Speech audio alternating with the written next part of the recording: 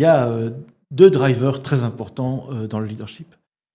Le premier driver, c'est la notion de la discipline. Et le deuxième driver, c'est la notion du focus on business. Ces deux drivers sont hyper importants et c'est ce qui fera vraiment la différence. Mais juste avant de répondre à ces deux drivers, je voudrais juste dire une chose, c'est que le problème du leadership, c'est un problème qui commence avec le dirigeant, le comité de direction, les membres du comité de direction, le middle management. Donc, il y a toujours un effet de ruissellement. À partir du moment où tu n'as pas une structure au niveau du top management de gens qui sont de vrais leaders, qui ont les vrais marqueurs nécessaires, tu ne peux pas attendre d'avoir des équipes qui soient performantes. Ça ne marche pas. D'accord. Et j'ai coutume de dire, alors je sais que c'est parfois un petit peu dur à entendre, mais il y a une phrase qui me reste toujours, c'est que le poisson commence toujours par pourrir par la tête. Ouais, ça c'est une phrase que beaucoup de gens qui analysent les entreprises disent. Ouais, c'est vrai. Ouais. Et c'est une réalité. Et maintenant, pour justement venir à ces deux drivers, à ces deux éléments clés, quand on parle de discipline, la discipline, elle est faite à 3 niveaux. Il y a la discipline des hommes, la discipline de la pensée et la discipline de l'action. La discipline des hommes, c'est au fond d'avoir des équipes qui acceptent de faire partie d'un cercle de décision, mais qu'à un moment donné, une décision est prise et que tout le monde se range derrière cette décision. Ça, c'est un mindset, c'est une manière de penser où son idée n'est pas retenue, mais OK, on a décidé collectivement de le faire comme ça, donc tout le monde se range derrière cette idée. Ça, c'est d'abord la discipline des hommes. La discipline de la pensée, elle rejoint un petit peu le focus on business.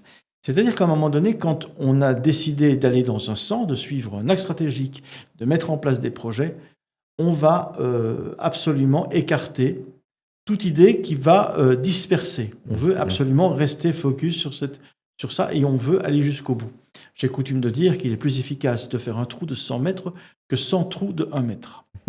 Et donc, la dispersion est aujourd'hui quelque chose qui guette beaucoup d'entreprises avec le shiny objects, où les gens vont vers l'objet brillant.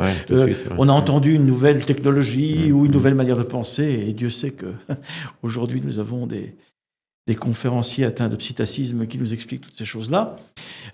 Il faut rester focus sur ce qu'on a décidé. Troisième niveau de discipline, c'est la discipline de l'action.